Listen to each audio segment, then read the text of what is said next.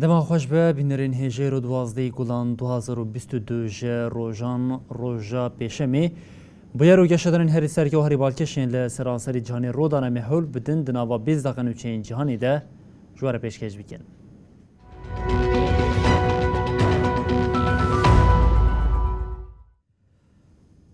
ولی جاری کنه دما خوش به بینرین هجه شری لأوکراین ایدی نزیکی مها خویا سیامین ده بله هینا جی نشانه که کو اف شروی بداوی به خویانا که اوکراین ده بردیلا بریندارین خوین لکارگا آزوستالی یا لمایر پولیده جبو موسکوی پیشنیار پفگوهرتنا دیلان کرد.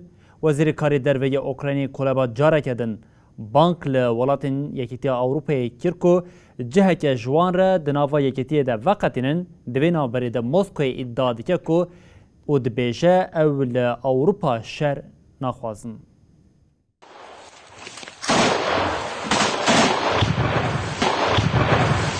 دنگ شرل اوکراین ج 24 سباتی و گن نبویه. روسیا لروجهلات ولات به همو هزا خواه ایرش دیگه. هرچه قاسی موسکو دخوازه انجامه که زو بگره لیهینا اف داخوازاوی ایک نهاتیه.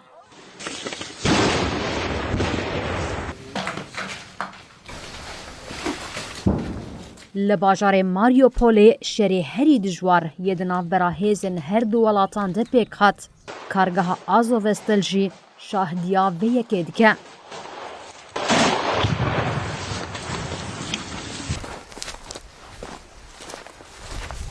لکارگه تبی دور پیچا جمعها آداری و هیزن اوکراینای هول ددن لدجی روسیای شر بکن. روسیا جی بچکن گران کارگه دیگن آرمانج. Доброго вечора, шановні українці. جیگرا سروک وزیرا اوکراینای ایرینا ویریشاک دیار کرکو وان جبو درخستنا لشکرین اوکراینایین بریندار ج آزووستلا لماریوپولی پیشنیارا پفگوهرتنا گرتیان پیشکشی روسیای کریه. لهرما دون تاسکه جی هیزن روسیا به پیش ده چونا خوره دربین گران لارتشا اوکراینای دخن. جنازین لشکرین اوکراینا لناو راست مانه. Розпочалась 78-ма доба. بیلانچویا قربانیین شرین اوکراینا و روسیا گراند به. سر ارکانیا اوکراینا به داخوینیه که راگهاند که جده سپیکا شر حتی نها 26,605 لشکرین روسیای هاتنه کشتن.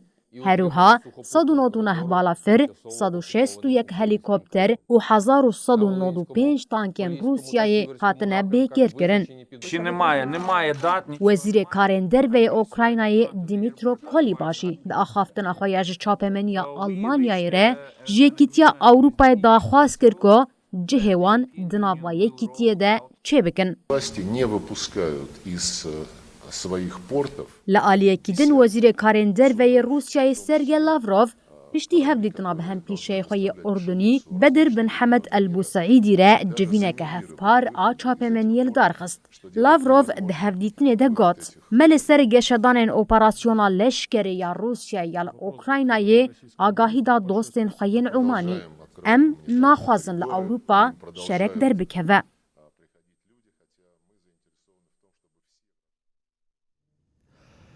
بله اوکراین یکمین دادگهکرنا سوجین شهر دست به دیگه سردوزگری اوکراین راگهاند که اوش بر ادعاین سوجین شهرین لدیج لشکره که روسی وی دادگه بکن او لشکر روسی به کشتنا ولاتیه که اوکراینی تی سوجدار کرن دوین آبری ده کنسیا مافی مروان آنتوین یک بویجل سر داخواز اوکراینیه ایرو دجوه.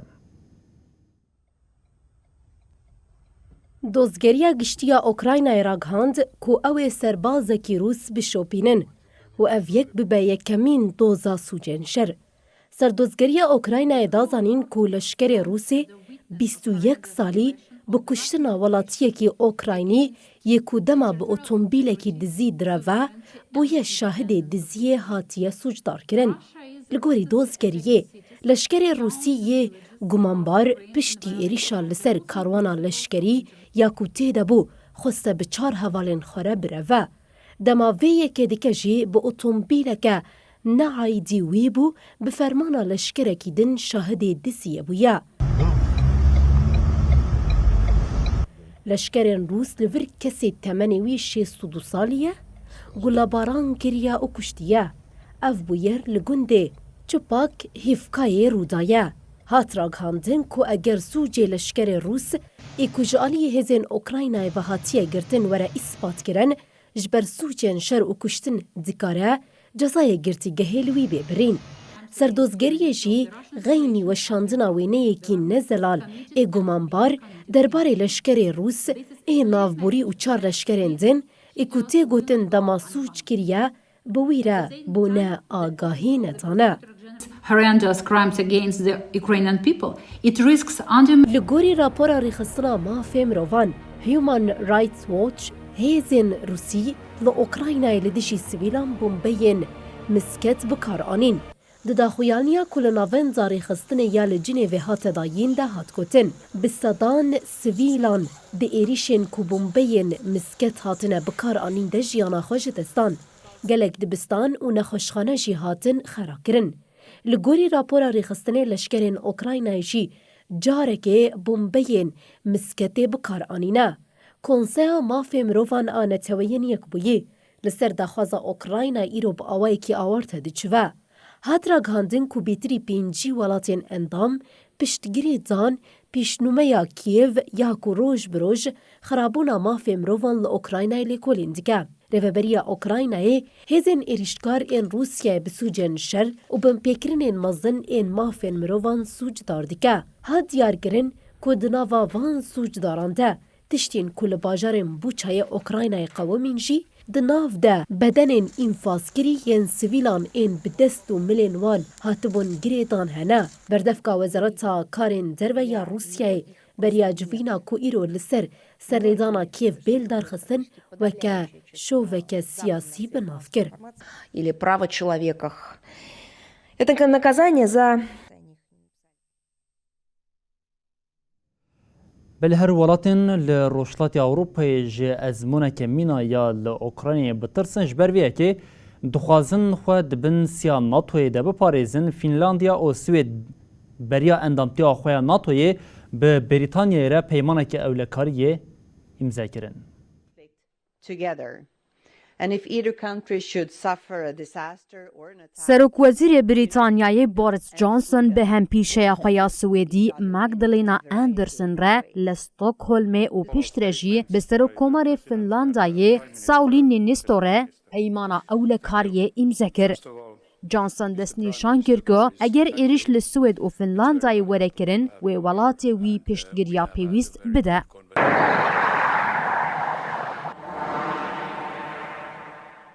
Piştî hevdîtina xwe ya dualî ya li Osloyê Johnson û Niinisto danezana ewlehiyê ya ku hevkariya ewlehiyê parvekirina istîxbaratê û operasyonên leşkeriyên hevpar vedihewîne îmza kirin.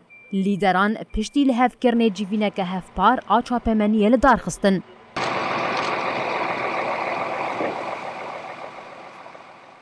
Serokvezîrê Brîtanyayê balkişan ser êrişa Rûsya ya li ser Okraynayê ku hevsengiya ewlekariya Ewropayê guhertiye û got. Piştî şerê sar me serdemeke nû dît. Dagirkirina Okraynayê mixabin rûpeleke nû vekir.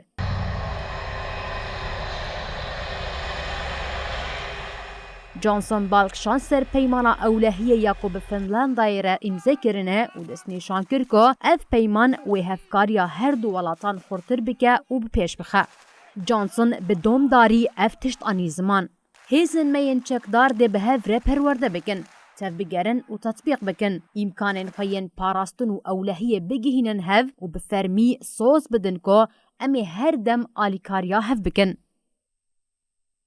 Serokê Finlandayê Niinisto diyar kir ku beşdarbûna wan ya NATO wê ne li dijî kesî be û ha got.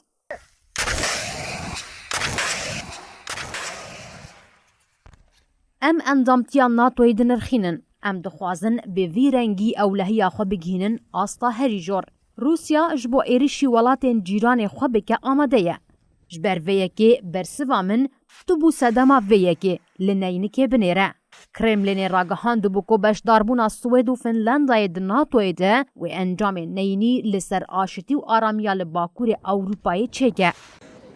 This is a very important moment and we want to show full solidarity to Ukraine. وزیر دروی فنلندای پیکا هافستو پشتی اشکره کرنا نیتا ولات خویاجبو اندامتیا ناتوی راگهاند او ناتو وکی هوال بندک پاشا روژه هین خورتر بکن. ناتو جی راگهاند کو او پیواجویا اندامتیا هر دو ولاتان بلز بگهینن انجامه.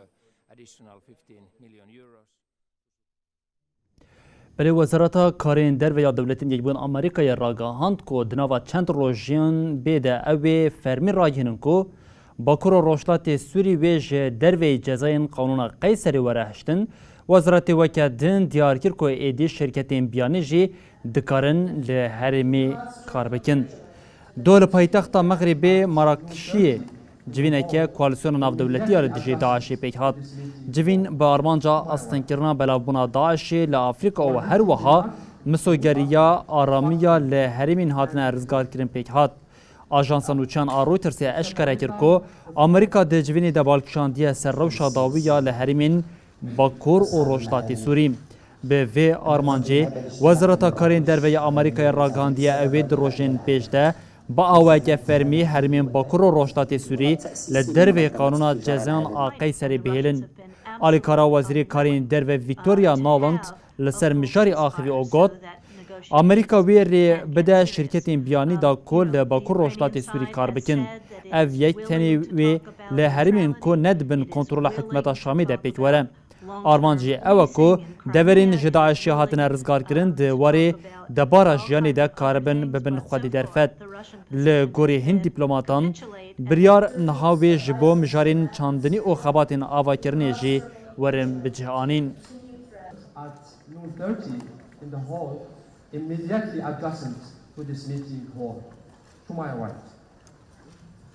Our meeting will not be paused, expatriate and live. بلیل سریلانکایا ولاتک باشوری آسیا آلو زیکم به مالباتا رجاپاکسا یا دریبریا سریلانکای دا خودی گوتنه که سرکیه لهمبری پیلین پروتستوی کو جبر کریز آبوری درکتنه حول ده خوال سر لنگام بهیله. سرک دولتی سریلانکای گوتابایا رجاپاکسا دیارکر کو جبو بهیس کرنا پارلمانتوی وی گوهرتنی د دستورا بنگهین ده پیک بینه. گوتابایا رجاپاکسا پشتی کو برای وی مهان در رجاپاکسا جو وظیفه آخوی سرک وزیرتی استفا کر کو سر حساب خوی تویتر دیار کر جبو آوا کرنا حکمتا نو اوی گاوان بین آویتن.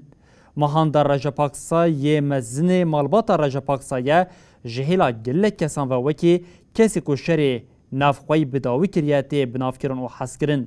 لیج عالیه تاملیان و جی وکه قاتل تی بناف کرن.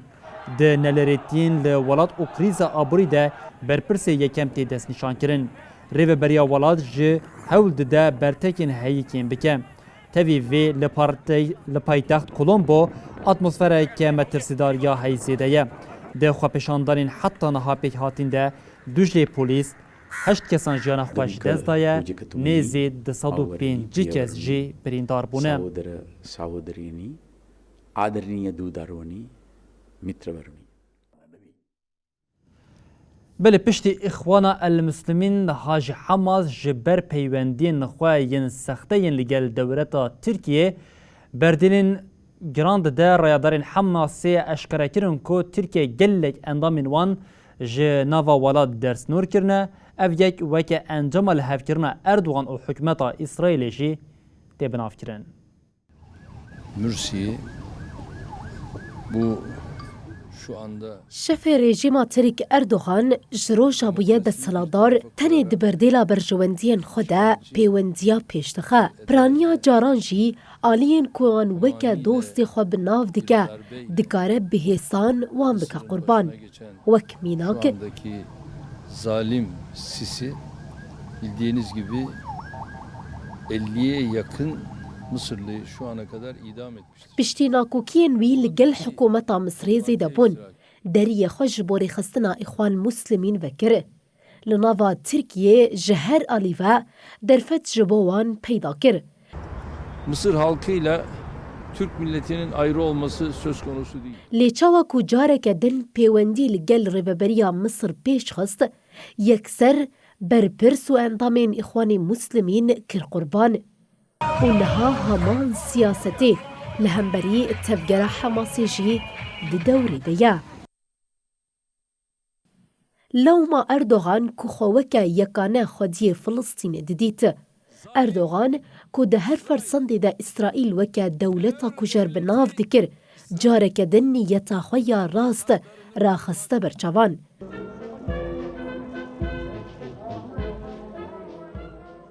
Ji xwe piştî danûstandinên di navbera Enqera û Tel Ebîbê eşkere bû ku Erdogan di berdêla vê de Hemasê bike qurban. Rayedarên payebilind ên Hemasê diyar kirin ku Tirkiye hejmareke zêde ji berpirs û endamên wan derstînor kirine. Her wiha êdî destûrê nade ku rêveberê wan bikevin nava axa Tirkiyê.